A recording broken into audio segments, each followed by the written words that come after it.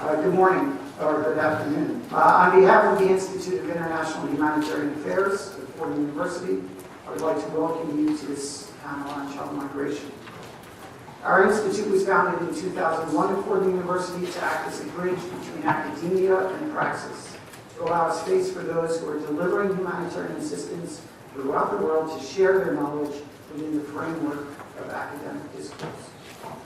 Through our graduate and undergraduate programs, and I would especially like to welcome IDHA 43, our International Diploma in Humanitarian Assistance Program, today. We partner with and learn from international and national agencies, organizations, and other universities who are interested in strengthening resilience, mitigating disasters, and professionalizing those who respond to natural and man-made emergencies. We are pleased to offer an international humanitarian affairs series of books through Fordham University Press, hold symposia, lectures, and events, and work with all the various schools within and outside of Fordham University. In this current panel, we are honored to collaborate with the Fiera Center for Social Justice at the Fordham School of Law.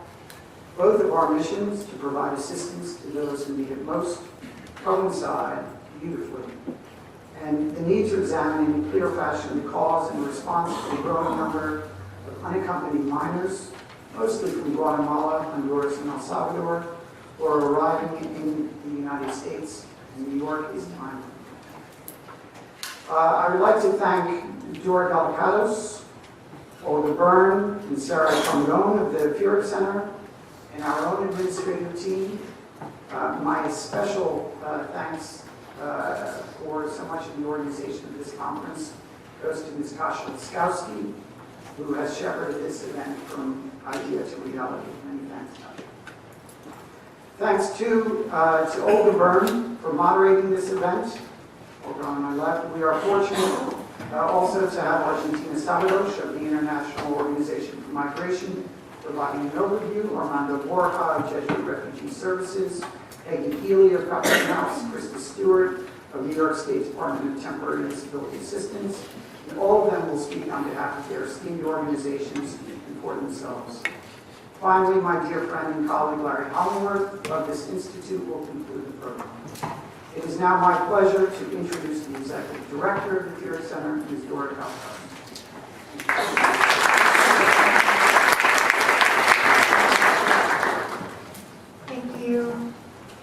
Welcome everyone, my name is Dora Gallicados. I'm the Executive Director of the Fiera Center here at Fordham Law School. We're so pleased to co-sponsor today's program with the Institute of International Humanitarian Affairs, and we're honored to have with us 4 extraordinary experts and practitioners, 3 from NGOs and 1 from government, to talk about the humanitarian crisis in Central America and unaccompanied immigrant children. Because of their extensive experience in the field and their deep current involvement in the issue, we are very much looking forward to today's presentations and discussion. At the Fiera Center, beginning in May 2012, we've been working on issues affecting unaccompanied immigrant children. And here in New York City, there is an extraordinary community of advocates and policy experts who have been serving unaccompanied immigrant children and working to bring about more just policies and more appropriate services and help children and youth access the legal remedies to which they're entitled. And we are so privileged to work with this extraordinary community as part of the New York Unaccompanied Immigrant Children Project. Our project is focused on state and local policy and practice with regard to this very vulnerable population. And today, more than we could have ever imagined 2 years ago, there is an urgent need to look both here and in Central America and to work to meet the needs of children and youth literally at our doorstep, but also to address the war conditions that are pushing children to flee. I hope you find today's program informative and thought-provoking. And again, on behalf of Fordham Law School and the Fiera Center, I welcome you.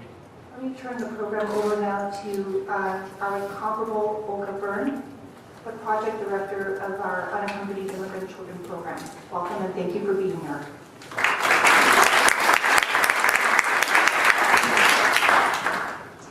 Thank you, Dora, and good afternoon and welcome everyone. My name is Olga Bird, and as Dora mentioned, I direct the New York Unaccompanied Immigrant Children Project at the Fuhrer Center. The U.S. government now predicts that approximately 100,000 unaccompanied immigrant children will enter the United States by the end of fiscal year 2014. That's more than a tenfold increase of the typical migration pattern that we had been seeing up until about 2 years ago. Our program today is going to focus on the treacherous conditions in Central America that are pushing so many of these young people to migrate, often making a very dangerous and life-threatening journey. And also the challenges that this poses to communities such as New York that are receiving a large number of these children as they make their way here and settle here. This year alone, we expect more than 10,000 children to come and settle in New York as part of this unprecedented migration. After learning about the situation in the home countries, I think there can be no doubt that this is indeed forced migration. So I hope that we can use this opportunity today to begin a discussion around how we can combine our expertise and mobilize an appropriate response to a situation that on the one hand calls for an immediate emergency response, and then on the other hand also calls for a longer-term planning that will promote positive integration and inclusion of immigrant youth into the communities where they settle. I'd like to point out that in the program agenda, we reserved a significant amount of time for discussion. We noted that it would start at about 4 p.m. We might push that back to about 4:15 to be sure that our expert speakers have sufficient time to present about their areas of work.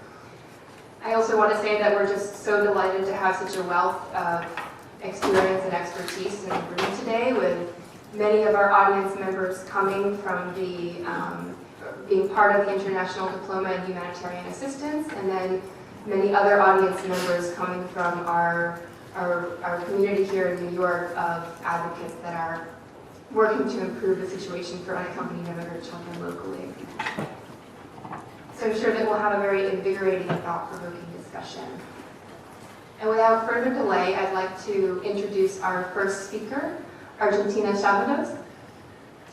Tina has 25 years experience in humanitarian assistance, migration, and trafficking, and is currently Chief of Mission for the International Organization for Migration Berlin and Special Representative to the General Director of IOM. I will turn it over to you.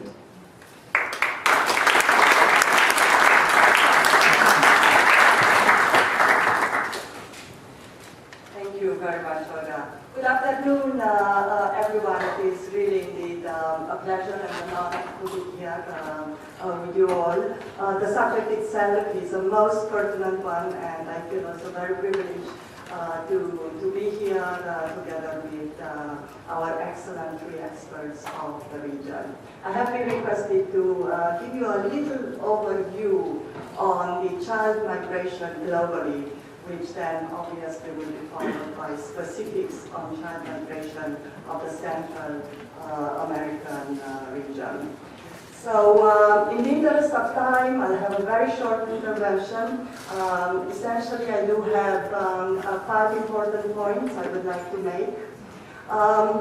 First, I would like to introduce you to migration and the numbers. All over, we will speak today about 232 million migrants, international migrants in the world.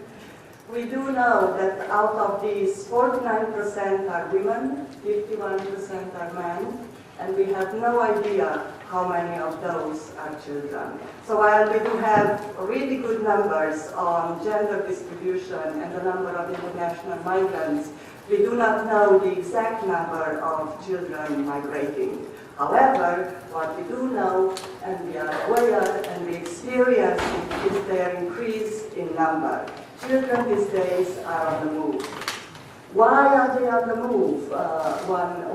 One would ask. And obviously are the usual roots or causes. It might be because of a war situation, humanitarian crisis, it might be natural disasters, it might be simply the poverty, it might be no access to school, it might be no access to health, it might be no access to human rights are violated, it might be because of discrimination, but primarily the increase of children migrants, we are saying that it's due to the restrictive immigration policies.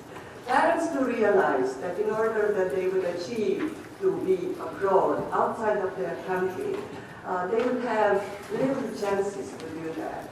What they do know is that they will send a child, then probably they'll have more chances to get an anchor in the country of their destination. It is a sad fact, but it is a fact which one needs to consider. To do that, they would use mostly smugglers to smuggle their children. In a best case scenario, they will pay the smugglers to smuggle their children. In the worst case scenario, they will sell their children to the smugglers. Giving them in the hands of the smugglers, it is putting the children in a most vulnerable position. They will be at risk in any of the phases of their migratory process. They will be in high risk of abuse, misuse, exploitation, violation, discrimination, intimidation, stigmatization. My list is not full, but I think you got the point. And the end of the day, what they will have is losing completely and entirely their childhood. When we look at the children's profile, we will realize that some of them may be accompanied. They may be accompanied by their parents, by a guardian, or by a friend, or by a neighbor, or by an individual. And they can be unaccompanied. They can be alone. They can be sent alone from home. They can be regular, and they can be irregular. It might be that they came to the country with a valid visa but overstayed it, and then they are in an irregular situation. It can be also born by migrant parents, and that's how they become migrant children. All in all, migrant children should be first looked at as children, and only then as migrants. The Convention of Children's Rights, it is higher in serving and in protecting children than any national migration legislation or law, which is for migrants. Therefore, whenever we deal with migrants and they are children, we should primarily look at them as children, making sure that their human rights and their protection is ensured. Now, we also may have a trouble with the terminology. Often it's the illegal migrant and illegal migration use instead of irregular migrant or irregular migration, which again, it's stigmatizing, it's negative from the outset, not speaking about the fact, the simple fact that no person can be illegal. The act itself can be illegal, but the person cannot be illegal. The person is a human being. Moreover, when we speak about children, the children do not even take their own decision when they take a migratory route. The decision is taken on their behalf by their parents. So it's in no way, shape or form that they can be held responsible or bear the consequences. Even more, they would be in need of protection. Addressing the situation, addressing the child migration is the, one would say, the traditional 4 Ps. Prevention, first and foremost, is a proactive approach. You can have awareness-raising campaigns in the countries of origin, raising the awareness of the parents that if they give their children to the smugglers, the children will suffer for a lifetime. You can have better data collection so that you would know what is the trend. You would know who would potentially be migrating, and in order to base your actions and in order to enable you to address the issue, it would be obviously good to root at the root cause. to look at the root causes, because the root causes are obvious only when a migratory movement takes place. Only then we will be looking why they were moving. And even if we will be aware about the situation in the country of origin, it's not necessarily that we will pay attention until a mass movement would take place. The second P stands for protection. So if we cannot prevent them of coming, then when they're here, we have to protect them. In order to protect them, we need to have the facilities, we need to have the capacities, we need to have the trained staff to do that, and in case that they are returning, we need to make sure that they are returned in safety, and also that they are not dumped back, but their integration is provided. The third P would stay for prosecution. Law enforcement has a key role here. If children are found, first and foremost, they should be treated like children and only then like migrants. So law enforcement is key from the outset when the interviews are taking place. Courts, investigating police needs to be sensitized, because without catching the smugglers, we won't get too far and we won't be able to address this problem too much. And the last and fourth P stands for partnership.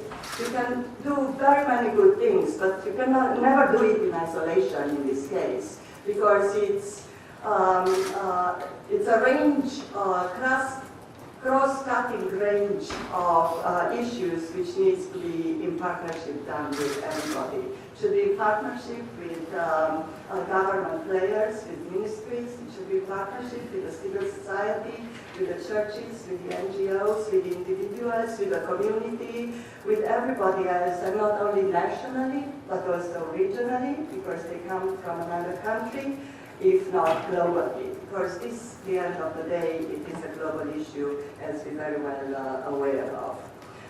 We tend to look through our own lenses. So if I tell you migrant child, you would think about something else probably that I would think. And all sitting here, you would think maybe about something else too. So think if it's young, or if it's an old one, if it's brown, or if it's white, or if it's blue-eyed or brown-eyed, and was the hair of the color, has education, came from an emergency, or came irregular, was used by a smuggler, is it a victim, what language the child is speaking. So we would all think with different lenses when we look at the migrant child. Therefore, even more, working in partnership will help us to look at the migrant child with a combined lenses, if you wish, with a pair of glasses with the adequate dioptry, so that we all see the same thing, in order to be able to address it in a very holistic way. And last but not least, we should never be intimidated by the magnitude of the problem and the eventual restrictions that we do have to address this problem. Saving one child or saving two childs is important enough. We may not be able to change the world, but I can assure you that we will be able to change the whole world for the individual child. Thank you for the attention.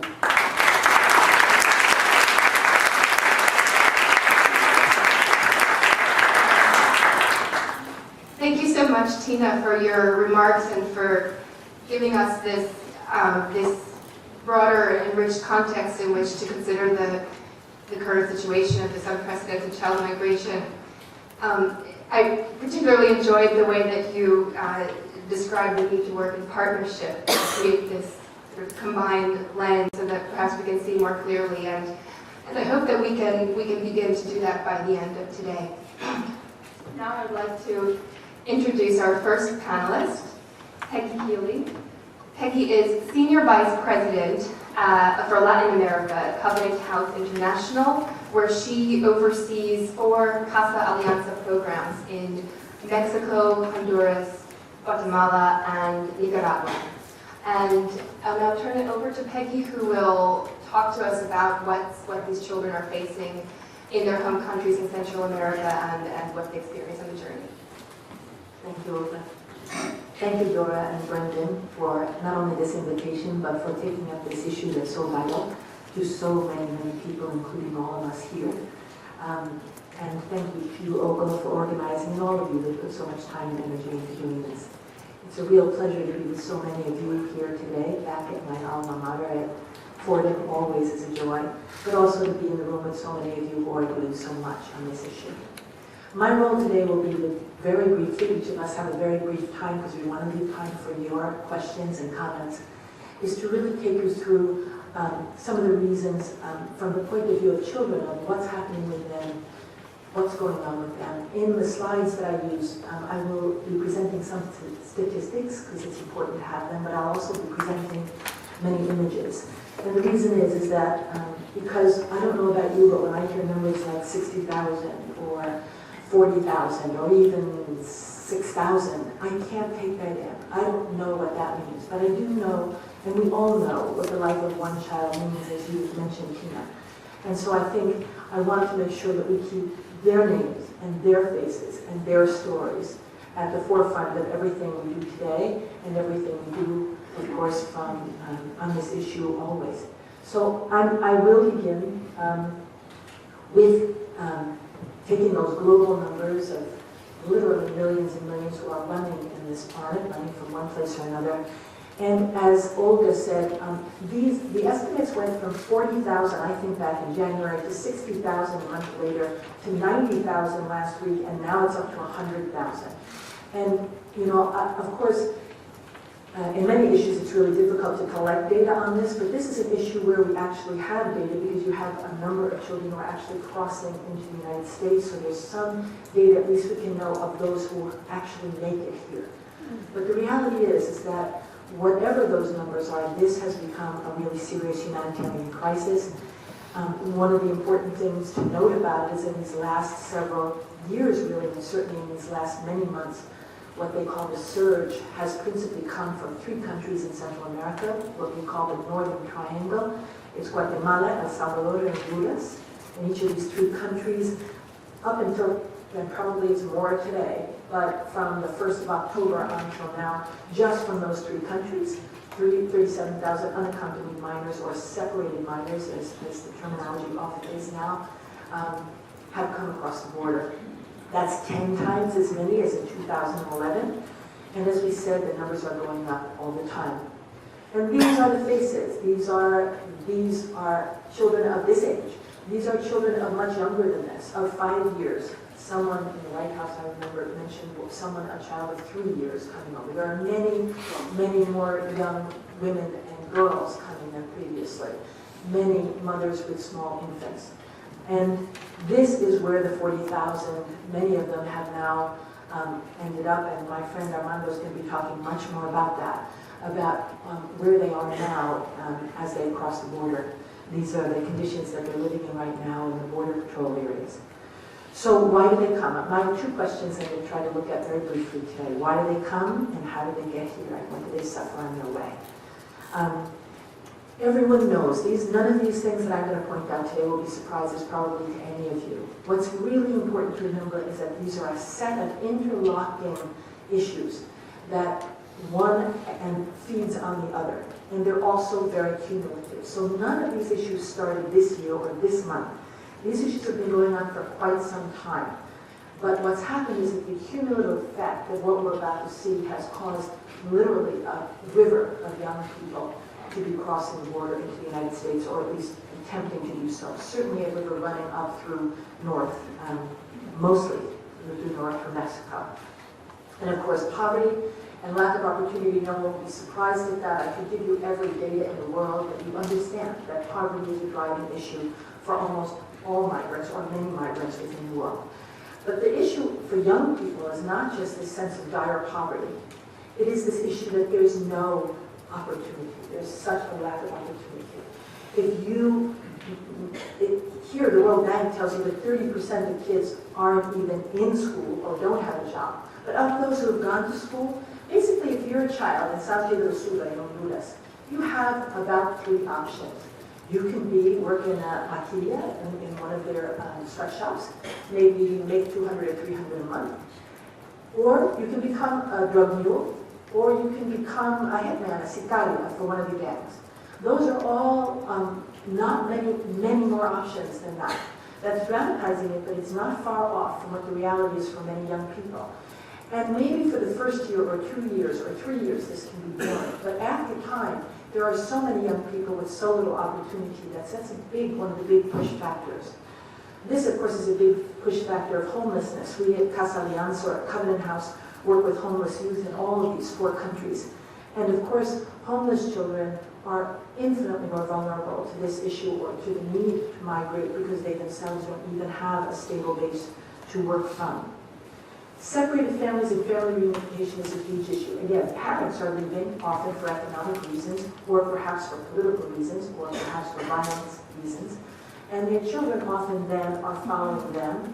Sometimes smugglers are bringing them alone. Sometimes they leave by themselves. And I want you all to think about the thought of a 12-year-old or a 13-year-old, and there are thousands of that age and younger, putting on a backpack and having within it literally nothing, no papers, and taking off, and traveling literally thousands of miles. This is what's happening at a rate that's really, really alarming. Many of them in search of their family members, whether they be parents, cousins, brothers, sisters, someone with whom they can reunite in the United States. It continues to be a big push factor. The big issue that's being talked about and the truth about it is the issue of violence in the Northern Triangle. It's really hard. Again, I can give you some data here. We know that Latin America has become probably the most violent place in the world. Honduras tops the list in the world of homicides, the number of homicides outside of the war zone. And Guatemala and Salvador are not far behind that. The issue is here that much of that has to do with gang violence, and much of that gang violence has to do with organized crime, which we'll talk about in a moment. But the reality is that it's not only gang violence, which is a real, UNHCR did a study this year that said somewhere around 48% said it was gang violence. But another 22% they said they were leaving home because of intra-family violence. And that's another issue that is driving here, and that continues to be an issue around the world, not just in Central America, as we know. Drug trafficking and organized crime, many of the big cartels have moved because of crackdowns on them, have moved south into Guatemala, Salvador, and Honduras. As they've gone, they've found gang activity already present there, and so they're using gang members to be a part of an arm for them, a brazo for what they're doing. The gang-related violence, just the difference, 30% of the total related violence in Central America is opposed to 1% in the rest of the world. The numbers are staggering when you begin to look at them. The availability of arms and weapons. You can buy a gun in Honduras as easily as you can buy a pound of rice. It is unbelievably easy, and not just hand weapons, but really seriously high caliber weapons. And when murders are done, and of children and of teenagers, they are done often with not only high caliber weapons, but they're done to promote terror. They're done in a way that children are being beheaded, they're having their tongues cut out, it's just a kind of violence that it's geared and it's engineered to try to cause terror within the population. The other issue is criminal activity and impunity. In each of these countries, the fact is that someone who is a gang member or someone who is involved in organized crime can expect a fair amount of impunity in terms of enforcement of laws, can expect that, you can look at, again, the issue here, identification in the street and arrest of one or more suspects happens in only 50% of cases in Latin America, and the rest of the world has a much higher rate here. The same thing, the number of arrests may be increasing in some of these countries, but the number of those who are actually sentenced, who are punished, is quite low still.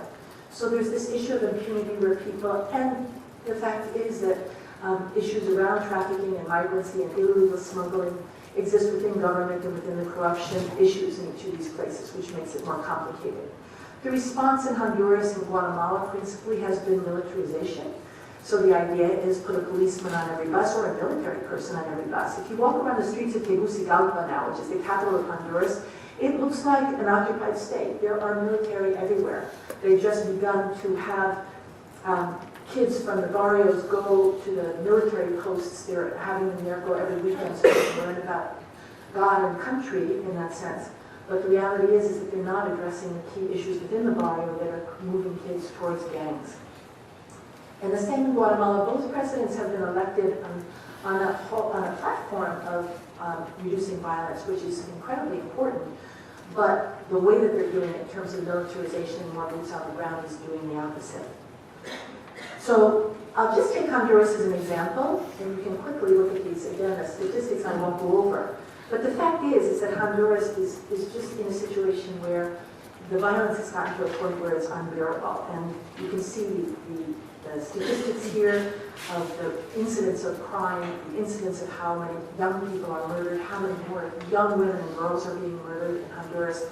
But what I want to do is bring you through my experience in these two countries, just to give you an idea of, and I'm only visiting there periodically in each of them. So in Honduras, when I was in Honduras about a month in January, inside of 1 month in January, we had one of our pregnant street outreach worker was robbed of everything on the bus along with everyone else. These are all armed assaults, every one of them. To get on a bus and go to work in Guatemala and Honduras is absolutely dangerous for the general citizen.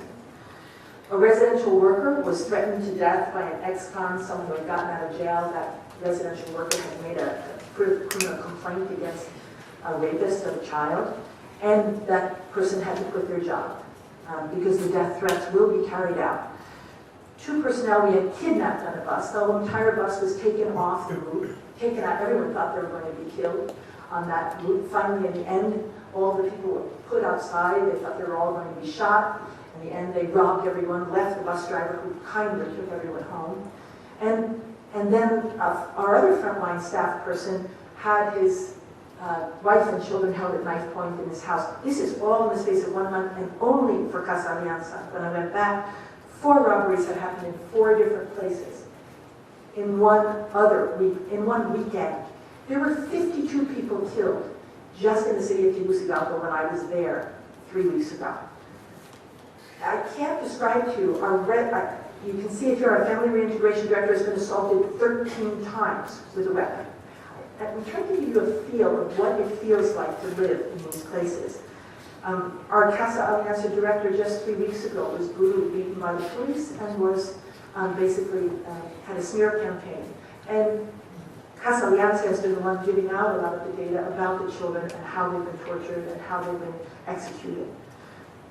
And in Guatemala, just to give you another country where violence has become part of the fabric of life, our national director has received multiple threats there as well. The president of our board of directors was kidnapped, and thank God he had a map that he had just received for his birthday and was able to exchange that for his life. Robberies in cars are daily. So you get into a traffic jam, and one motorcycle comes over this side and one comes over to the other. Last time I was in Guatemala, I was in the car with our director. 2 cars behind us. A car was being assaulted by a deadly weapon to give over their phone, their money, and so on. It's become so common. You know, in Guatemala, for example, they'd call the bus driver and say, call your bus driver, call the owner of the buses and tell them if you don't pay us this much money, we'll shoot the bus driver. And then they would shoot the bus driver on the road.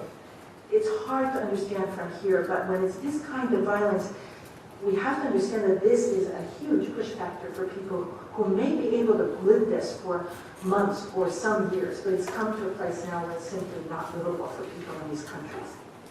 So I just want to quickly go through 3 myths about the surge, because I think that's important. We've been hearing from a lot of other folks that the surge is due to the fact that there's been lax border control, right, on the border. And I think this is really, really important to understand, because this administration basically has handled much of this with the same boots on the ground approach. And they've put 81,000 new border patrol folks there, spent pretty much $18 billion on border enforcement. 400,000 this year have been sent back. This has not been a lax response to anything on the border. And I think that would be really mistaken to think that that's the issue here. The next myth is the fact that the rumor has gone out in Central America that everybody knows that children will be able to get across and we won't send them home. First of all, there's not been a huge change at all in that reality here in terms of asylum or the numbers who've been granted over the last months. And also, many, many witnesses now, whether they're from NGOs or from officials on the border who are interviewing these young people when they come in, kids are not saying to them, we came over because we heard we were going to be able to get a light, a good treatment. So that it simply cannot be the main reason or even one of the main reasons for this. The one place where rumor could play place is that coyotes, what we call smugglers in Latin America, it's become a huge business. The average that a family might pay to bring anyone up to the United States would be $8,000 or more. That is a fortune to people in Central America. And coyotes may well be telling people that it's easier to get in and come with us now. That might be a reality, but the fact of the matter is that this rumor mill in the general population is not what is moving this surge forward. And I think the third one is that the increase in the number of people applying for asylum in the United States is clearly all of Central America is wanting to kind of play the system here. And the fact of the matter is that not only are Central Americans looking for asylum in the United States, but they are going to the other countries of Central America, Nicaragua, Panama, Costa Rica, Belize. I have here that there's an increase of 400-something%. It's now that, my colleague Armando will tell you, that just went up yesterday to 718%. So you have kids from Honduras who are going to Nicaragua, which is just as poor, or poorer in many ways, but it's safer. There's not the same kind of violence there. So the reality is that, and we will talk about this issue of asylum, how important it is for us to recognize when refugees are refugees and they're coming from realities that define them as refugees, and how we need to do that.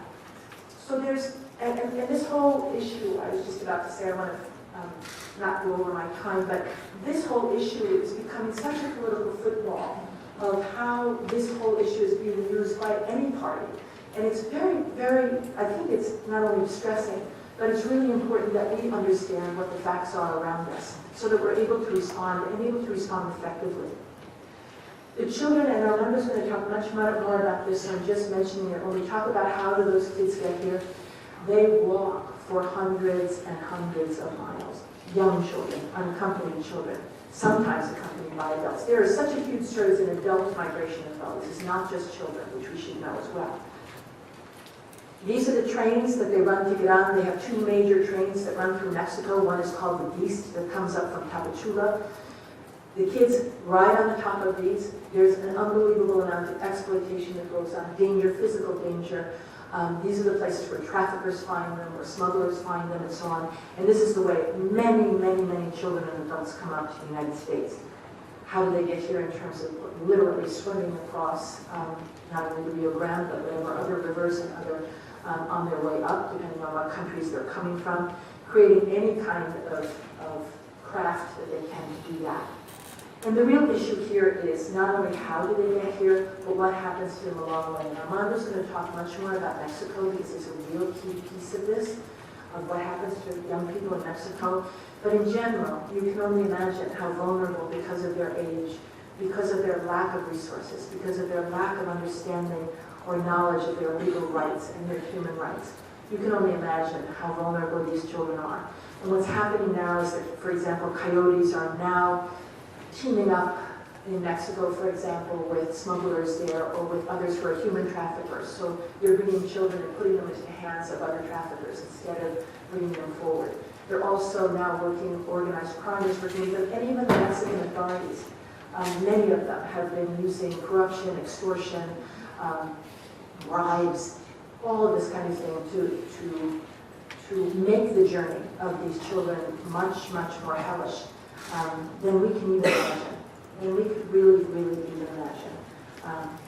And again, I always try to ask people, just think about that beloved 12 or 13-year-old in your life, and think about them having to make this journey. It really, really, I think, brings us down to the core of what the human crisis in this is.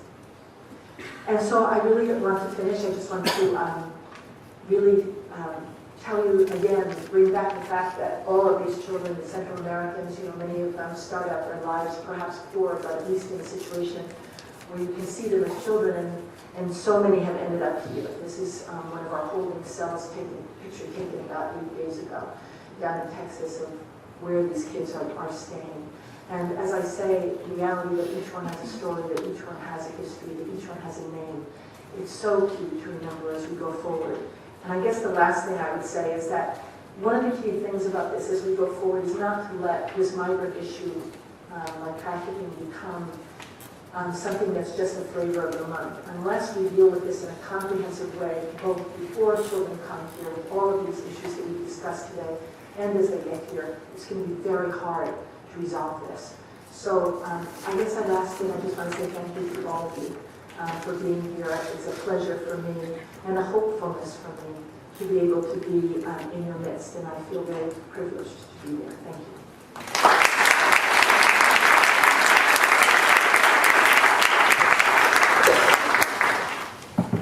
Thank you so much, Peggy, for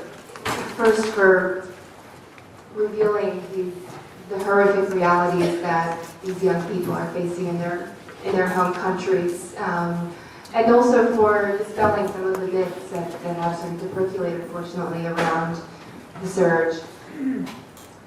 So now I'd like to turn it over to Armando Rojas. Armando is the National Director of Jesuit Refugee Service USA. He has more than 20 years of experience in international development. And before joining Jesuit Refugee Service, he worked with the United Nations and also with Catholic Relief Services. And Armando is going to speak more about the journey and also what happens to children and youth when they arrive at the U.S.-Mexico border.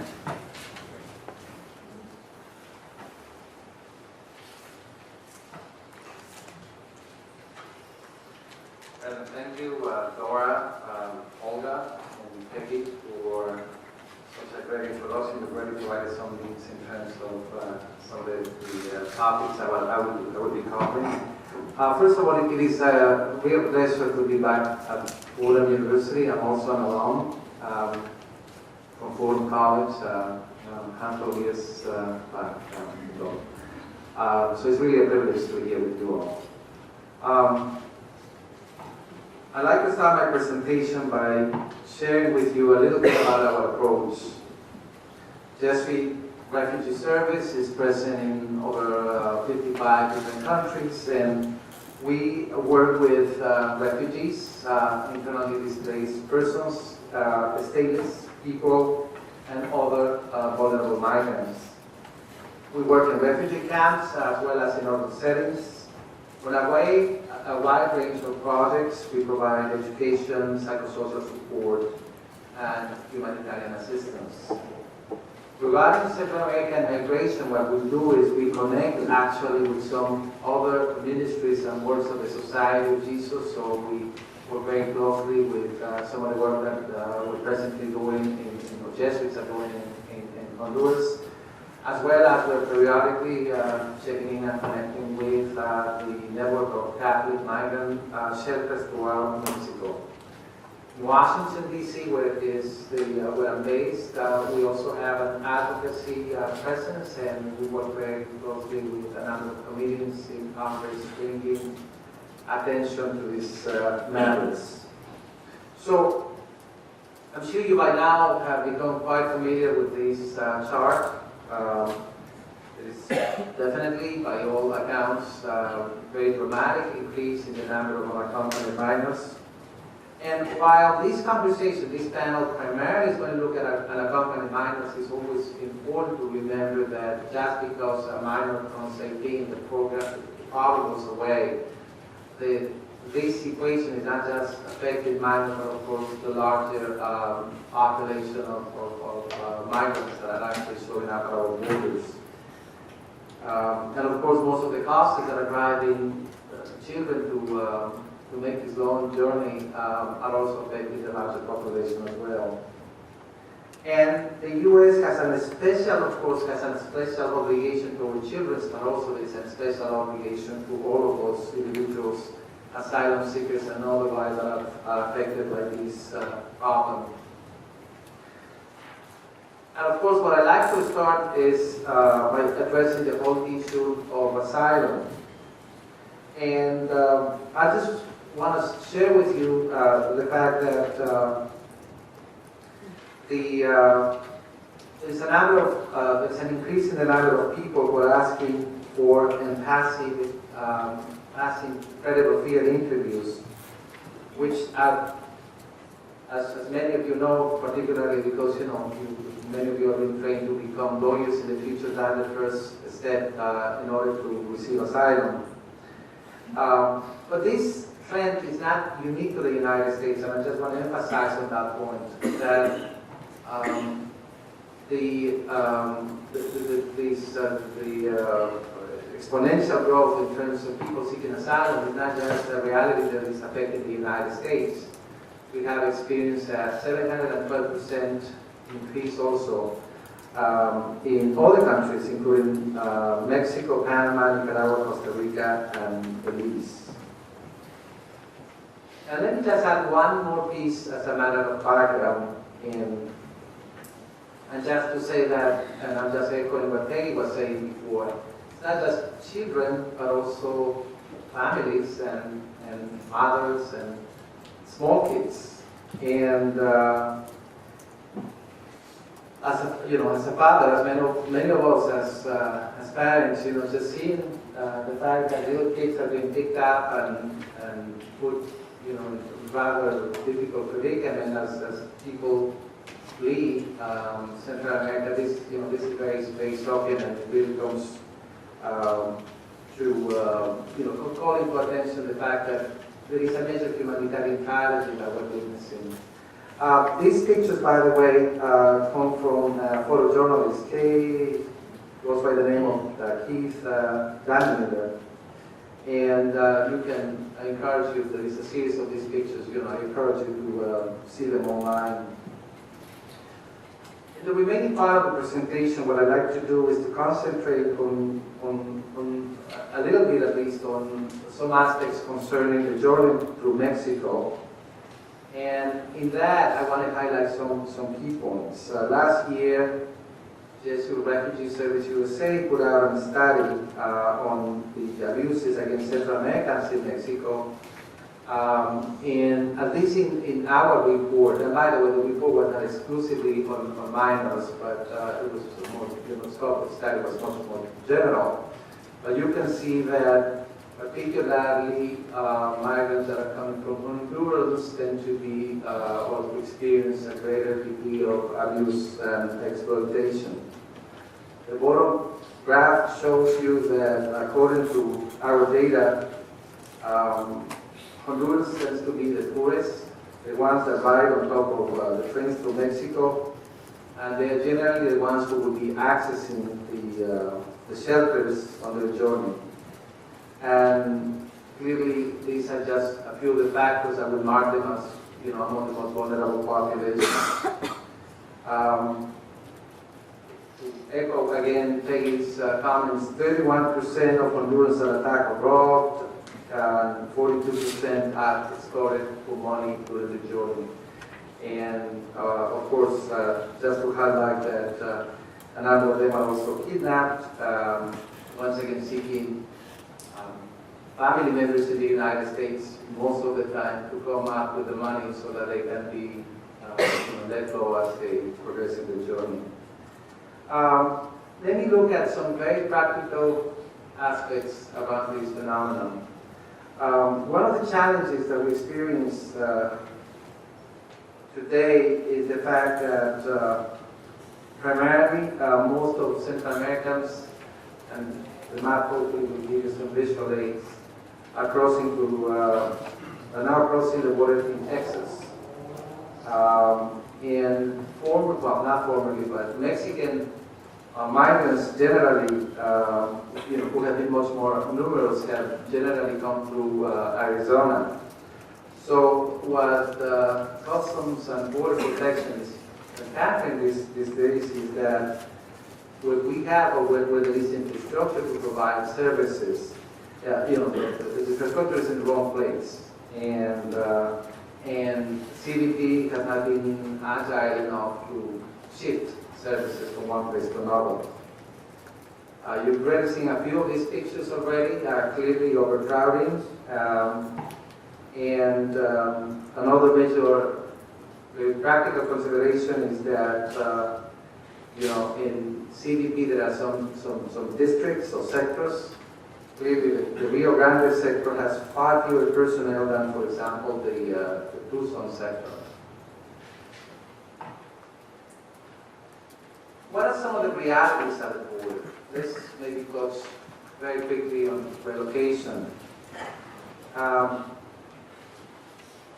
And for that, I'd like to actually refer to a report that I recently received from Father Sean Carroll, who is the director of the Kino Border Initiative. This is a program that was initiated by Jesuit Refugee Service and the Society of Jesus that now has been working for over 5 years in Nogales, Arizona.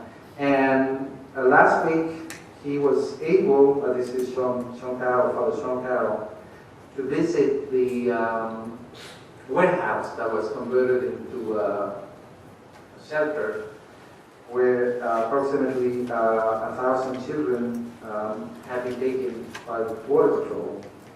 And he was accompanied by the Santa Cruz Sheriff's Office, Congressman Grijalva's, and as well as staff from Senator Feinstein's office. And generally the findings were that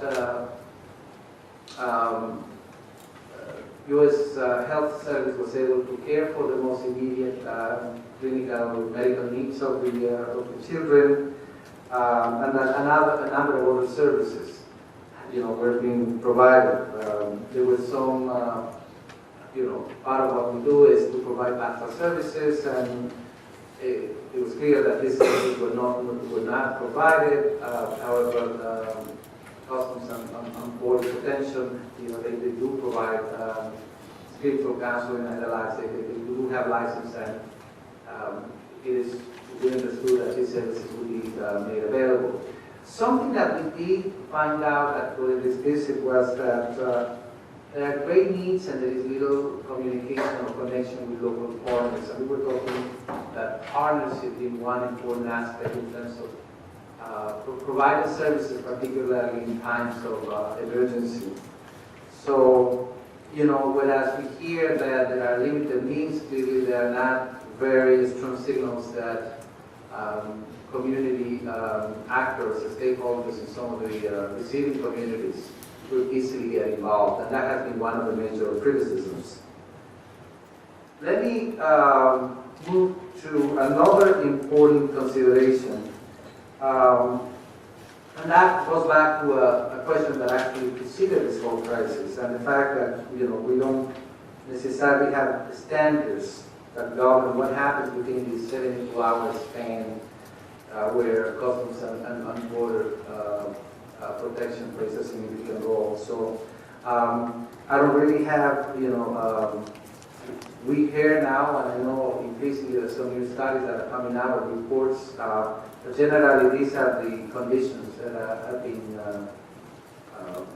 communicated by some of the children that they have suffered during this period of detention. Let me look now at some of the protection gaps that we have identified, and let me concentrate on the U.S. border. One of the major challenges that we have is that we have process gaps in the protection that needs to be provided to the children. And in a way, this goes back to the whole question of CDP being unable to provide child-friendly staff or staff with child-friendly interviewing abilities.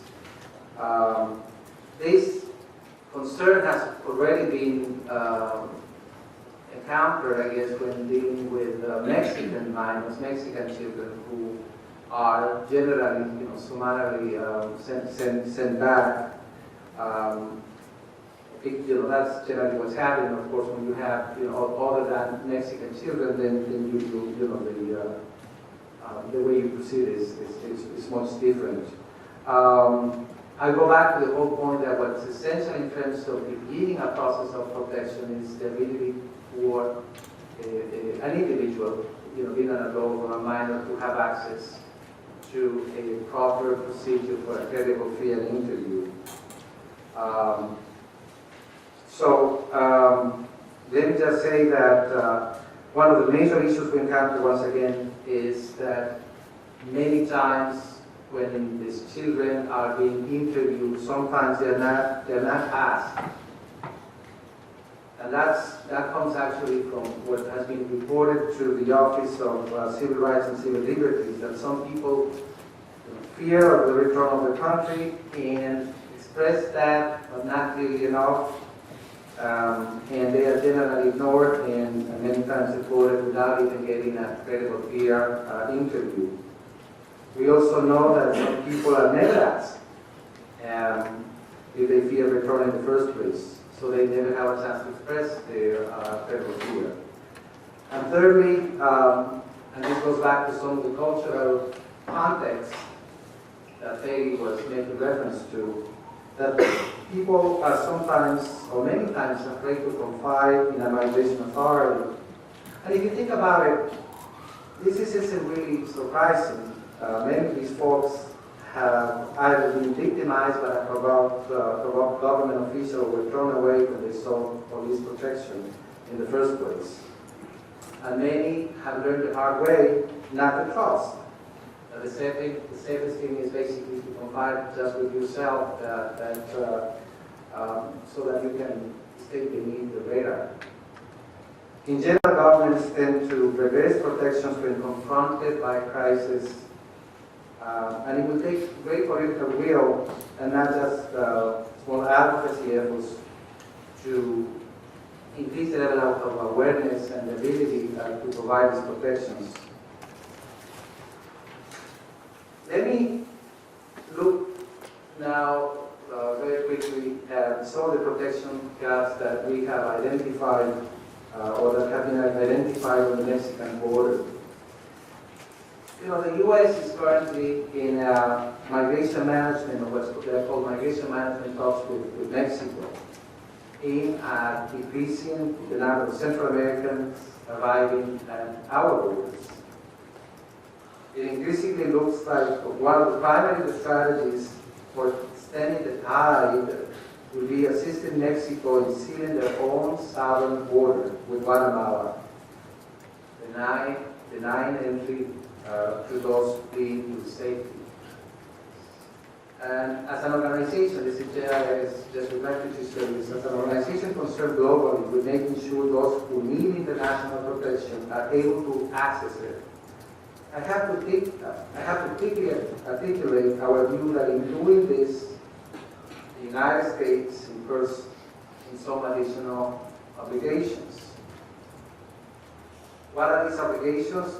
The U.S. government must work with the Mexican government to ensure that all individuals are screened for human trafficking by someone who has been trained to do such screenings.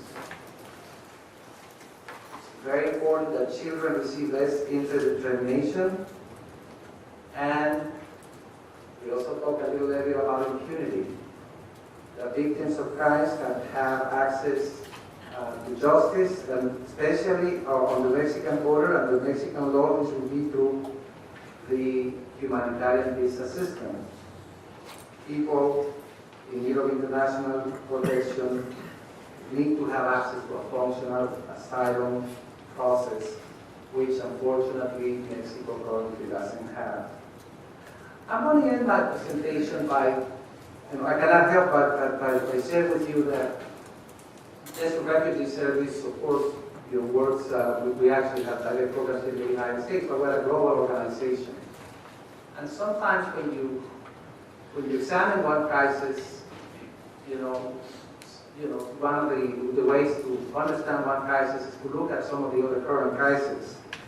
And I'm going to zoom you away from Central America and highlight that on June 2nd, of course, President Obama declared the situation of unaccompanied minors an urgent humanitarian situation, echoing the assessment by Secretary G. Johnson and others that this was a crisis deserving an elevated and coordinated federal government response. And we all believe and we all agree that to the degree that this brings more resources to bear, that's a good thing. But just as I just mentioned, the U.S. is also looking for ways to stop people from coming by closing Mexico's southern border. A move that will almost certainly block access for some people fleeing for their lives. So this is the global dimension that we as just Refugee Service receive. We have a program in the Middle East that right now is struggling in the context of 2.5 million Syrian refugees and 6.5 million internally displaced Syrians. The U.S. government and broader international community are begging Syria's neighbors to keep their borders open, to allow, specifically, people who are desperate for safety to enter. A quarter of Lebanon's population today is made out of Syrian refugees. Now, how does that affect us?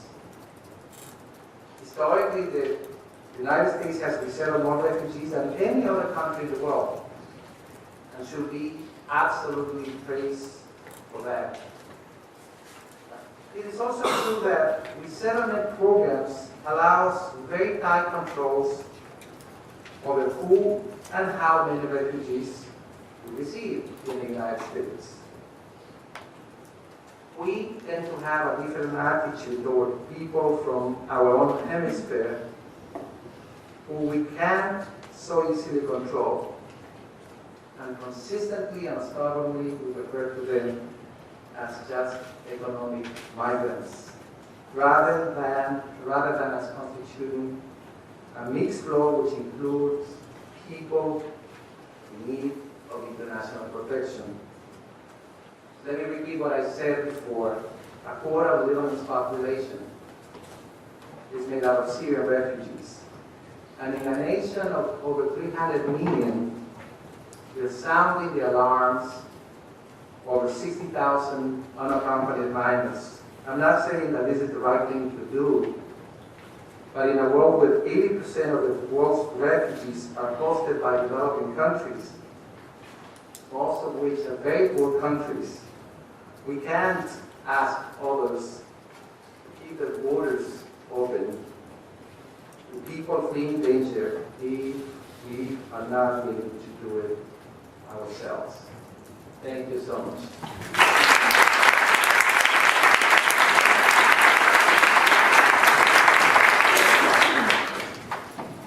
Thank you, Armando, for your presentation, for giving us further context to consider, and especially for putting this into a more of a regional and global context with respect to the need to ensure international protection for children who are eligible. And I'd now like to turn it over to our final panelist, Krista Stewart. Krista is the Human Trafficking and Unaccompanied Children Program Coordinator at the New York State Bureau of Refugee and Immigrant Assistance. And Chris is going to talk to us about what happens once children enter the United States, and specifically what is and perhaps what could be the role of state government. Thank you, and good afternoon. Thank you also to Olga, Brendan, and Dora. I am not an official alumni, but with my work with the Theater Center, I feel like I'm an honorary alumni. But thank you again. This is such an important topic, and as was mentioned, I mean, we've been working on this issue for quite a while, and now it has sort of garnered some more attention, which I think puts us in a really good position to really figure out how we in New York State can respond most effectively. Thankfully, we are in a state that has traditionally welcomed immigrants and refugees, and we continue to do that. I wanted to talk, as Olga mentioned, a little bit about what happens once they're in the United States, and in particular what the role is in New York State, and in my office within the State Refugee Coordinator's office, and how we can kind of provide some more support for these new arrivals. So as you saw with the long journey and sort of the detention, thankfully, in the past number of years, with the Trafficking Victims Protection Act, those kids are no longer solely in the custody of Customs and Border Patrol for the duration of their stay. They now must be transferred within 72 hours to the custody of the Office of Refugee Resettlement, which hopefully will provide a much more child-centered and victim-centered approach to housing them and providing for their basic human services while they are being assessed. What happens with most of those young people is that they are reunified with some family member, as you heard. So I think the estimate is about 90% of those kids actually go to somebody that they are related to or that has stepped up to be a guardian of those children. And the Office of Refugee Resettlement is currently sort of in charge of that vetting process to make sure that that is an appropriate placement.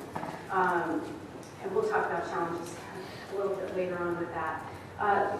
Because of this huge surge, as you heard, the average stay in detention has increased as well, and right now the stay, I believe, is about 1 month, which is, I mean, if you can take a look at those types of conditions, it's really awful. As you heard earlier, FEMA has been tasked with kind of coordinating this humanitarian response, which raises some other issues for those of you who remember Hurricane Katrina. But they at least are kind of acting as a focal point to coordinate states on these matters, and at least will be providing some logistical support for the immediate housing of some of these young people. The other kind of good news is that there are some legal and social services supports for these young people once they are released and possibly reunified with family members, although we know that the systems here in New York State will be really pushed hard.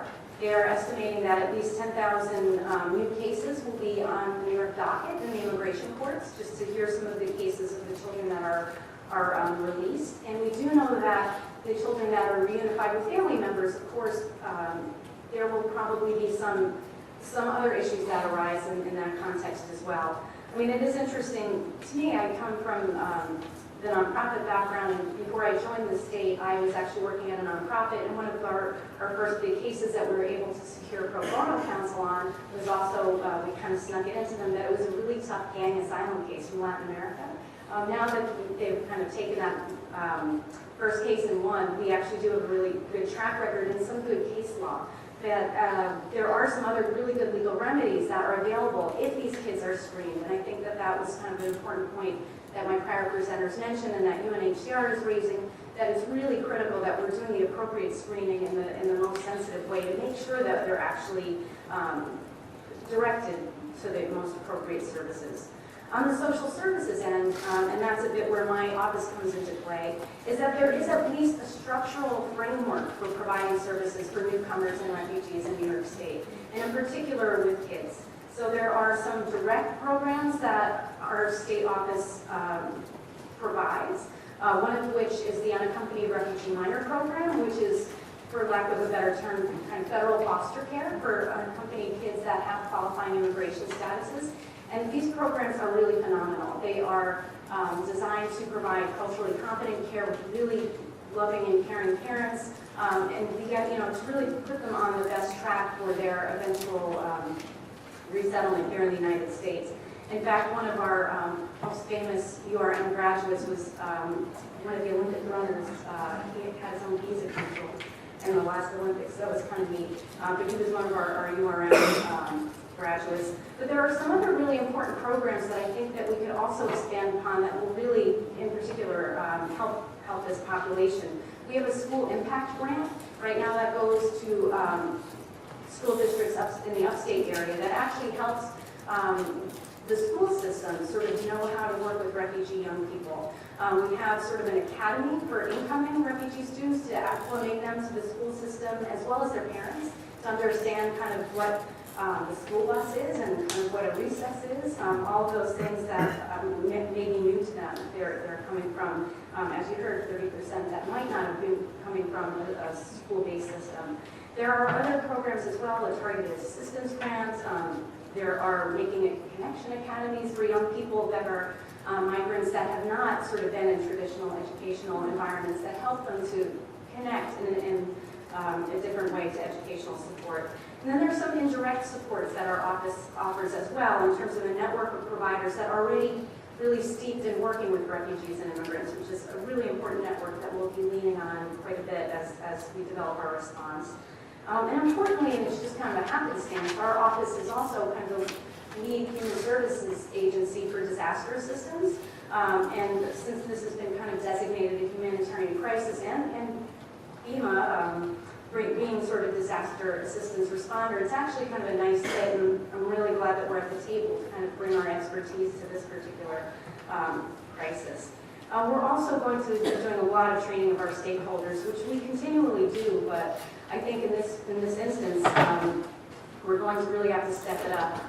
2 weeks ago, I was up in Syracuse to work with the family court judges to talk a lot more about the unaccompanied alien child and sort of how those kids will eventually, hopefully most of them, if they're properly screened, could eventually end up in our unaccompanied refugee minor programs. So I think there are a lot of good opportunities, and there is really a structural setting for us to really play a role to help these families. I'm also really happy to say that there are so many great stakeholders in New York State on the federal level, the Administration for Children and Families, as well as here on the local level with the Office of Children and Family Services in the state and the counties, who are really looking at this issue and trying to figure out how best to work with these young people and their families. As you can imagine, the tensions that arise often when families who've been separated reunify, that also can require some real additional supports so that family can stay together and sort of work in a better way together. Kind of jumping on to some of the challenges though, and I've kind of alluded to this, but there has been a real disconnect between the federal actors in this area as well as kind of the localities. There hasn't been a lot of communication or any kind of sort of organized plan about how to really best address the supports that we can offer people coming in, particularly in this more immediate surge. And I mean, at the most basic level, that's even sort of just notifying the state or letting us know when a young person is going to be sent up to New York so that we can sort of be equipped for their arrival. So there's no way for us to know how many kids are released here and what services we need to put into place until we get the very negative calls from school districts or from other areas that are saying, you know, I have this kid, what do I do with him? And I mean, we always tell them, you know, of course you have to provide education, hopefully they're not that negative. But there's really no communication at this point, and we'll be really pushing very strongly for that type of communication. Our capacity in New York State, there have been some unaccompanied alien child facilities to actually process some of these youth, and they have been sort of popping up, you know, left and right, without sort of any input from us on the state level, which is something we're hoping to change as well. And it was mentioned earlier that I do think that there's going to be a lot of other challenges that we might not be thinking about that we've seen sort of in the other refugee populations. So for instance, we did a very large campaign of anti-bullying.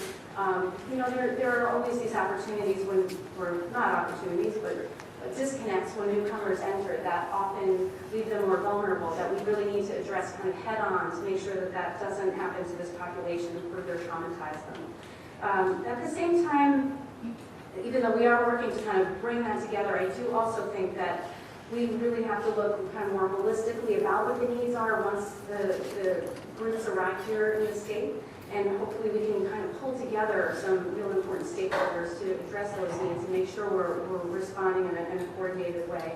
I mean, as I mentioned, we're really fortunate in New York, and especially in New York City, because there are so many advocates and groups that have worked on this issue for a while that we're really well poised to address those needs, whether it be on the legal services end or the social services end, but we're really, I think, very fortunate in that response. And as we move forward, we can really build on the responses that have worked. And there are some real promising practices. I know that Vera Institute will be releasing relatively sooner, is working on kind of a collaborative effort to find out what are the needs of young people in general, immigrant young people, what are the integration needs, and that's a participatory research project. That's really critical to hear from the young people themselves what gaps there are here in the city and here in the state. And so hopefully we can use that research as well as some of the experience of our other colleagues to really build upon and make sure that we have a very strong support network for young people as they come into New York State. I guess I'll end to just say that you know, the needs are pressing, but this is a fantastic time to actually pull us all together to address these challenges and to do so that we kind of stand up for our best beliefs and really show that, you know, we'll really hold the rights of the child high and continue our long tradition of welcoming newcomers in New York State. So thank you.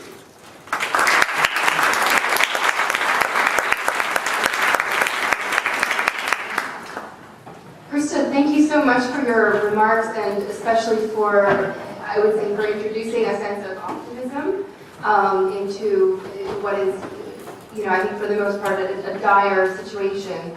But it was very heartening to hear you talk about opportunities about how we can act moving forward.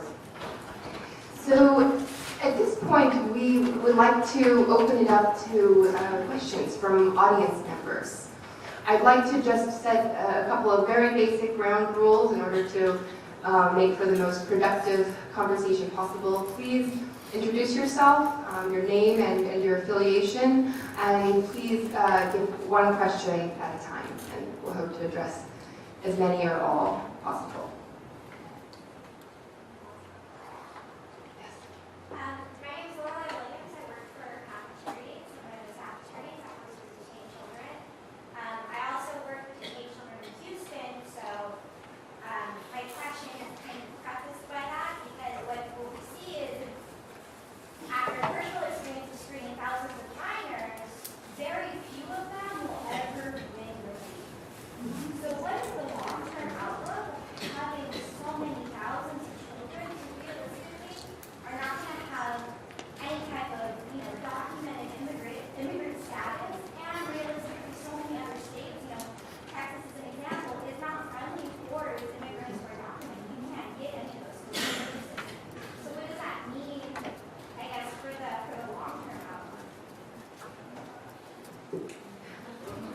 Who would like to take this one? I mean, I think you're absolutely right that we do have to kind of look at how we're framing that type of immigration relief, and perhaps it really is looking at what is the protection of the child, the best interest of the child, and sort of working within that to expand our conceptions of relief that's available. And we're looking more in New York. I think it's such a dire situation. I think what you laid out is exactly right, and I think it demands very specific kinds of responses. You know, to respond, for example, to this kind of crisis, the federal government instituted, I think with AmeriCorps, I'm not sure, with one of the organizations, the institution of, I think it was 100 lawyers and paralegals to be able to represent these young people in asylum cases, because obviously many of them don't have, even if they have assistance, they often don't, but if they don't have assistance, then it's really even a further issue. And I think it's a great start to do that, but I think we have to think really a great deal more. The people at Kind in DC and other places, they're really seeing the influx of young people, and 100 lawyers or paralegals is a start, but it's really only a start to those things. We really have to begin to really think much more clearly and focus on this issue of refugees as well. We really still think of them, as you said, as economic migrants instead of those who are fleeing from situations that are simply untenable. And we really need to, not just on the legal case, but in so many other ways, really focus on that. And then, obviously, on policies in the United States that are going to address the push factors, because otherwise they're never going to solve the issue, which is what we've done with many other kinds of issues. It's a really important observation, though, that you made. Thank you, Daryl. Yes, I'm Daryl Putney. I'm from. Actually, this is sort of a follow-up to the previous question. But is it true that now we have a policy of assigning a lawyer to each of these children? Or is that a proposal, or is that a reality? Do you know? I heard that, but maybe I heard something that was not right. That each of these children now has a right to a lawyer. No? I'll try to take that. So their children in immigration proceedings currently still don't have a right by law to a government-paid attorney. But over the past 10, especially 5 years, there's been really a tremendous expansion of programs, some government-funded, some privately funded programs that provide legal assistance. And in different parts of the country, it's expanded, more successfully than in others. I think in New York, the juvenile docket, as it's called, the immigration docket that hears young people's cases, I think is very well covered. Kathleen Maloney in our audience, sorry to call you out, Kathleen, but I saw you there, is one of the attorneys who covers it and probably could say more about I think the majority of kids do get attorneys? No. Oh. It's very depressing, but no, the children are not getting attorneys. I'm one of the lawyers who runs the juvenile docket at the door. I think I see everybody up there as well. There are, I don't want to name them out because I'm going to forget one, but there are several organizations around the city that partner and try to find attorneys for children.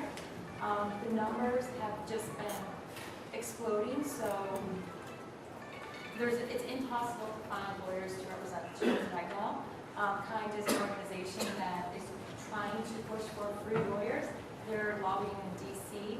I'm with the Legal Aid Society, but we're 2 lawyers who are trying to handle a docket of 50 children each month, and we can only do so much. So we're kind of putting our fingers in holes, and the dam is about to break. But the law does not require any legal assistance. The families are trying to pay for lawyers, but the kids don't have any money. So we're talking about children who can't pay for a lawyer, who are trying to pay back this debt, who are now here not going to school and working because they're trying to pay off the coyote debt, and it's impossible. But I do want to say, to answer the question, I was hearing that there is not legal relief. There is legal relief for these children. That's the great thing. New York State has great law. It's a special immigrant juvenile status. So I'm going to use this as a plug to anybody who is willing to volunteer. There's a lot of organizations out there who need your help, and we can use assistance translating at the juvenile docket. We can use your help actually working as an attorney. I'm sure there's a lot of lawyers who are willing to partner up with you and help you so you can learn this so that you yourself can assist these children. But right now, it's just an overwhelming situation. Kathleen, thank you for those remarks. And actually, I'll mention right now, we are going to have a sign-up sheet outside for anybody who's interested in volunteering, especially if you're bilingual. That's great, whether you're a lawyer or can be a translator or just simply help out. So, yes. My name is Joan Davis, and I'm with the Grey Panthers. And since I retired, we have NGO status, and we've heard of many problems. And I at the UN, we don't have to take us out for that. My question or my comment has to do with something that you said at the beginning. You mentioned forced migration, and then there was also a word that was used, but the idea of prevention. You could have an entire seminar about prevention, because what happens to you doing a noble job with dealing with an exorbitant problem that has escalated. And the question is, why has it in the last 10 or 20 years escalated? And I would submit that the trade policies of our country have, and are here around.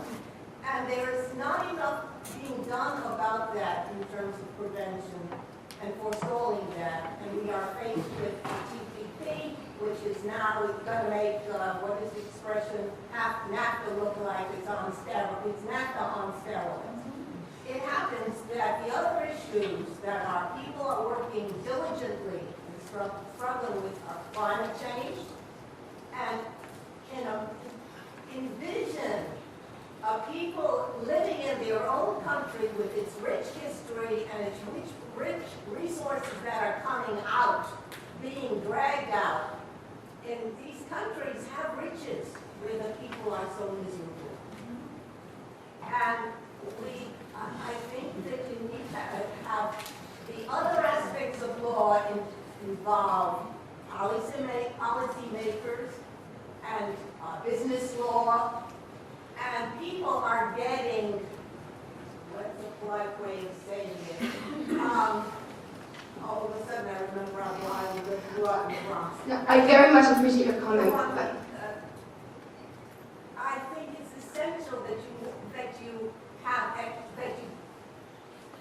focus on the prevention aspect of this, because otherwise it's going to get worse. And there is a relation between the other issues that other organizations are working on that has its base in what I would consider economic terrorism. And I just want to say thank you for saying that, because I think it was what I was trying to say before. If we don't deal with these issues that have to do with trade, that have to do with so many other issues than just economic justice, that have to do with professionalism, that have to do with enforcement, we have to do, it's a multifaceted, so I know it feels overwhelming, because if we say, oh my God, we have to do all of this before it will be fixed, then it really feels like you probably feel every day in your office with too many people coming. But I do think, so we each do our part about it, but if we don't keep in mind these other bigger aspects, and if we're not working, asking our government officials and others to deal with these issues, it will not be fixed, and we will not be fixing the problem. We may be making it better for those who come here. For some, it's the truth, and thank God, it's a wonderful response. But that other is very key. It's clearly a multidimensional issue, and it requires a multidimensional response. No question about it. Hi, I'm Colleen Duffy. I work for the Administration for Children's Services here in New York City. And for those of you who don't know, that's the municipal child welfare agency charged with foster care and child protection, but also providing preventive services and social support services to families. Thank you to Fortune for convening this panel and to all of the presenters. My question is, what can a child welfare agency like mine do in addition to some of the ideas that were already raised? thanks, Colleen. Krista, would you like to take that? I mean, I think also just the knowledge that's transmitted by experts of sort of what's going on with the trauma has been for these young people is so critical for child welfare experts to know, so that they can start to develop programming for the young people that they'll be seeing, and also for family members who may be coming forward for preventive services.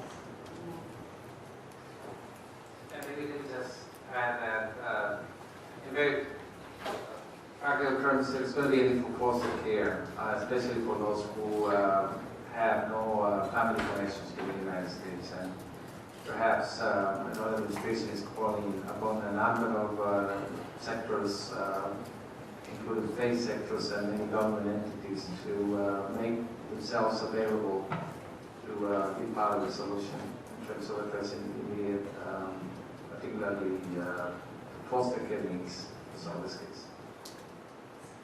Hi, my name is Peggy for panel for the Mexican Coalition, and I guess digging back a little bit with regard to ACS, using ACS as an example, and the question would be for Crystal, with ACS means the Administration for Services. What exactly is OTPA willing to be doing, or is there something going on right now with regard to supporting partnership? Years ago, ACS did a wonderful thing with regard to creating, actually putting money into creating service planning areas where they had health providers come together to really create opportunities to support families. When we talk about immigration and we're talking about how do we help them, we tend to think about the legal aspects of the immigration, but not taking into account always the fact that schools need to be ready, health programs need to be prepared, and other ancillary services that need to be in the community ready to support these children and their families. As you mentioned, 90% of them are going back to a family member or a custodian person. So having these additional supports are necessary. Is OTBA investing in creating these type of partnerships. Again, we have an example at ACS where they have actually, the last time I checked, they had 6 networks. How many networks do they have? The community partnership networks, Yes. right now there are 11. 11. And investing $300,000, $400,000 That I don't know. So it's close to $400,000 being invested in just those networks to be able to support child needs. If OCDA looking at something similar, because certainly there's a lot of organizations. My organization is very much interested in being part of the solution, but without resources that actually support partnership, we're just talking about please come and help us, asking for volunteers, and that's not always as functional. Absolutely. I think there needs to be some sort of really rich, robust programming that brings together all the stakeholders. I am really hoping that people sign up so that we can start those conversations. I know my agency is committed to moving forward. We're already starting to work with our other state agencies on how we can address this particular opportunity. So I know that that is something going forward that we feel strongly about, that we can play a role. You brought up funding, and unfortunately our office has lost considerable funding in the past 2 years. That's something that hopefully will not be a barrier to developing some sort of collaborative or partnership that we can work together on.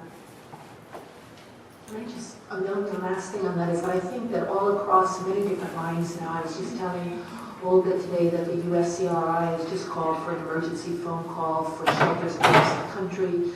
There's organizations that are reaching out now and realizing what's happening and what needs to happen. And so I think it's an opportunity to form partnerships that haven't been there before, which are useful. And I also wonder about that $1.4 billion that's being put towards this humanitarian crisis. And I really, seriously, I don't know what that money is going to go for. And I know that, I think FEMA, is that the money, Krista, that FEMA is going to be, I think it's $1.4 billion is what the president asked for in terms of support. I don't know if you got it from Congress, but to me that's really, really important information to have about where they're going with this and how organizations, not just to get funding, but to really be able to be a part of the solution, because it's going to take everybody to do it.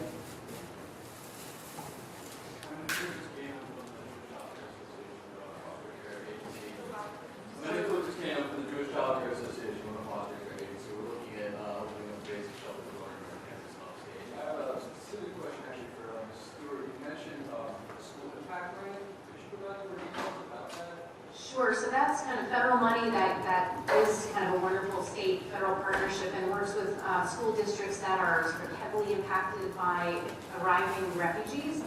I mean, as you can imagine, the costs for resettlement are so huge in New York City that the streams have been to resettle refugees upstate. So that's why those programs right now are based in Buffalo, Utica, and not Syracuse, Rochester. But it's a wonderful program in that it sort of provides funding, staffing, and sort of a whole acculturation process for both the school and the new arrivals. How is it available for downstate? You think like the rural Western kind of like that? You know, that's what it is. I believe historically there have been some funding downstate, and just because of decreasing budgets and then the arrival numbers have been steered upstate, but I think that is something that we can really kind of hopefully advocate for expansion. Daniela next. So I just want to say, my name is Javon Siri, and I work with Children's Village, which is a not-for-profit social care agency.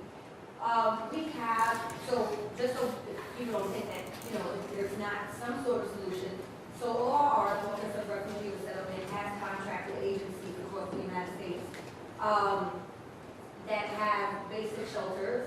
So we have basic shelters, we have staff secure facilities, we have long-term foster care, and we're working on opening a transitional foster care, which the children will stay in for 30 days until they're able to go to a sponsor.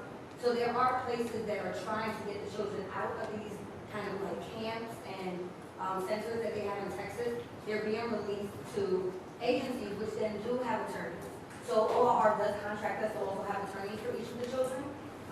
And then you also have case managers, clinicians that work with the children to try to get them back connected with their families, or whoever they were on their way to come see here. Then you also have post-release services. So once the child is released to a sponsor, depending on what the needs are of the child and the family. We do then assign a local police worker that carries on the case for another 6 months. Wherever, even if the child goes to California, and I have one of my colleagues back there that can explain, but even when the child goes to California, we have somebody that will travel to California every month to visit with that child and that family and make sure that there's services in that community for the unaccompanied minor. So things are being done. It's because of the influx of children, it's getting like, we'll have one Saturday, all of a sudden the government will say you have 3 sets. Like it's in the month of May, we had 174. I was actually doing the numbers today. We had 174 minors come in, and I mean as young as 5 and 6 years old, mothers that are 14 and have 2 children already, sibling groups. We have children that have been involved in the gangs and stuff. People fleeing. So. Thank you so much for your comment. I think we have the lady here, and then lady in red in the back. My name is Mary Tony, and I represent the Capital District nonprofits. And I would like to ask the question for those people who have been doing this work: what really is the percentage that you're saying of children that are being deported? Because it's not my sense that you said 90% are seeking or finding families or sponsors. I would like to know if anyone really knows what the percentage is, number one. And number two, for 2 years, ORR put out a call to action across New York State for nonprofits to come to the table and to offer housing and support services to this population. And in fact, 2 agencies that I work for did that. Wrote a budget, said we're ready, we'll take pregnant and parenting minors, we will take girls of all ages. We got no response. No response. We submitted all this paperwork. It took me probably 20 phone calls to even get somebody to have a conversation with. And some of the particular problems in the Capital District region are that there is not this huge influx of attorneys that are willing to work with young people like there is in New York State. I mean, I'm sorry, like there is down here in the city. You really need a fairly large cohort of lawyers that are willing to do this very intensive long-term work to seek asylum for the young people.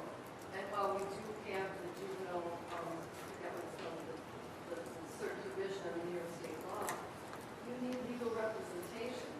In addition to that, you need to be close to the immigration court. That was another area. In Albany, for example, the closest immigration court is in Buffalo. The feds saw that as a barrier, and it obviously is. So there's, we're going to apply to the feds again with an RFP outstanding and try again, but, that's very frustrating to hear of the dire needs, to be standing ready to offer beds, social work services, etc., and not be able to do that. Sure.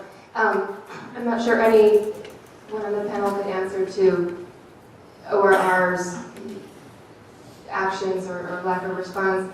But as to your first question, in terms of the percentage being deported, That brings a large question, which is the backlog in the immigration courts. And the administration does not have precise figures. That's a very difficult figure to get. I mean, most likely anybody who arrived last year is still waiting for a court date, which may happen between 12 to 16 to 18 months. And I could be in touch for one more, just PS, and that is, before I came here, I spoke with an agency on Long Island that is working with this population, and they said their average length of stay is now between 8 days and 21 days. I find it unbelievable that it could be my own ignorance on this, that sponsors and family members could be found, and then I'm drawing the conclusion that those young people were deported, perhaps incorrectly, but I find it. I think it's been confirmed that about 90% are reunifying with the sponsor. So I don't know if they're just doing a much better job. And maybe some are out in 8 days, but I think average is about 30 days. Next, we had a question in the back. Good afternoon. My name is Jill Greenbaum. I'm the CEO and legal director of the Police Liaison Group. And we have a youth safety network in cooperation with the NYPD where people could report incidents to us anonymously to help protect children. And this question is actually for Kristen. Is there any way that your office is working to help make sure that kids are not re-victimized when they come to this country because they are already prone to that? And is there also any initiative where you're working with law enforcement to help increase sensitivity and liaisoning with them regarding the plight of these young people? That's a great question. We are doing that, but primarily through the angle of trafficking, but I think you're right. I think we do need to kind of expand that dialogue for children in general with law enforcement. We work really closely with our state division of criminal justice services. We do a lot of training with the state police and local law enforcement, especially upstate. And we do sensitivity training around refugee issues, but I think, and sort of preventing human trafficking and kind of red flags, but I think you're right, we need to do that on the child issues. And I'm happy to talk with you about the possibility of our helping with that. We have time for one more question. Good afternoon. My name is Stephanie Carnes, and I'm a clinician at a newly opened ORR-funded unaccompanied minor program in the Lower Hudson Valley. I think you made such salient points, especially about the trauma and gang violence. Every young lady that I've worked with in this program has reported gang violence.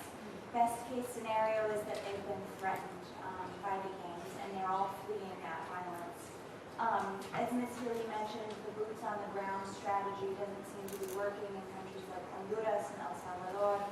So my question for you today is, what do you foresee as being the end game to the gang violence in these countries to end this scourge that's really driving so much of the migration? I think that if we don't, again, take an approach, clearly we have to have an approach that involves law enforcement and so on. There's no question about that, that's a piece of it.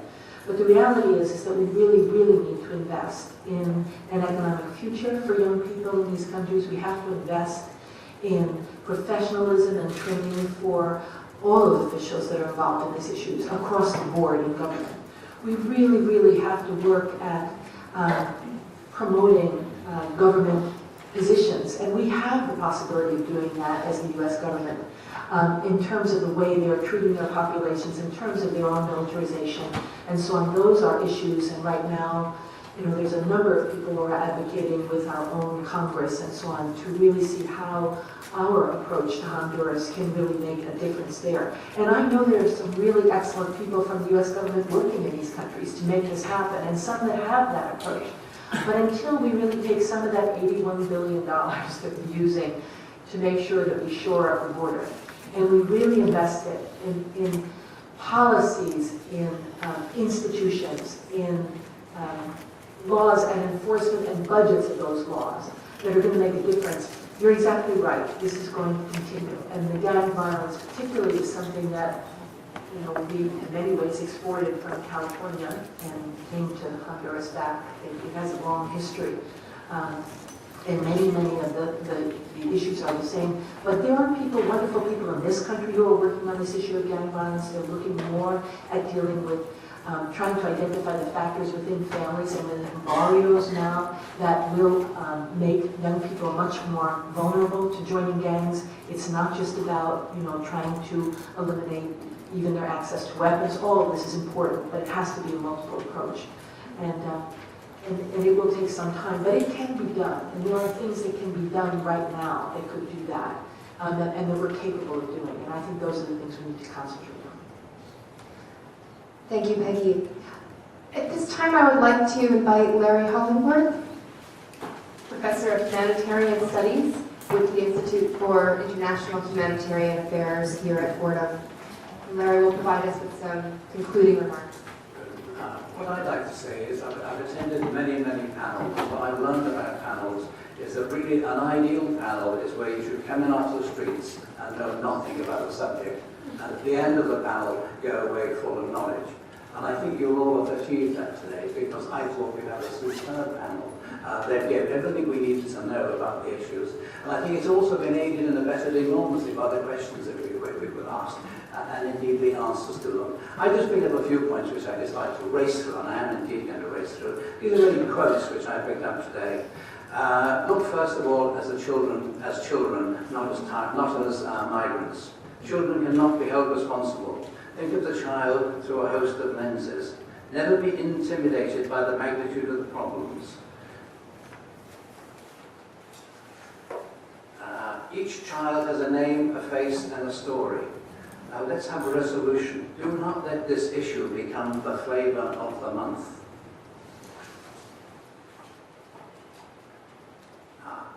I like your comments as well, Armand. I got it here, where you said about Syria and about the fact that in America, it's no good us saying to Syrians, open all the neighboring countries, open your border, but when you yourselves here are not prepared to open it. I thought that was a wonderful comment there.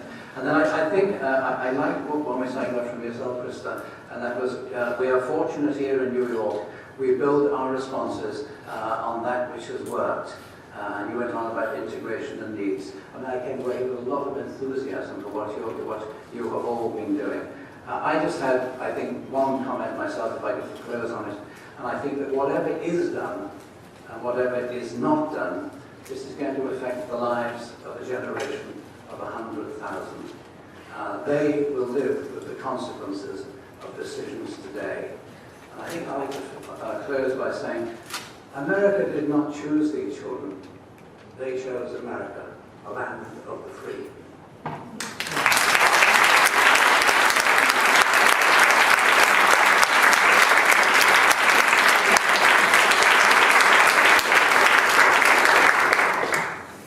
Thank you so much, Larry, for wrapping it up so nicely and eloquently. I would just like to thank all of our panelists, first and foremost, and speakers, and all of the audience members. It was really wonderful to do this as a collaboration with the Institute for International Humanitarian Affairs, and we're particularly grateful to Brendan Cahill and Kasia Olskowski for their collaboration and all their efforts to make this happen. And I'd just like to end with one, with an invitation. For any of you who are working here locally, many of you are already involved in some coordinated efforts that we've been developing, but I'd like to invite anybody else to sign up to be part of our email list. We plan to try to pull as broad a group of people together in the very near future. Some people have made comments to this effect, and we're working closely with many in the room and many others. There's a sign-up list, I believe it's outside, on the table outside, and there's a second sign-up list, which went to Kathleen's comment. If you'd like to volunteer, please sign up with your name, email, any language that you speak in addition to English, and somebody will contact you probably very soon. So thank you again to everybody for your attention.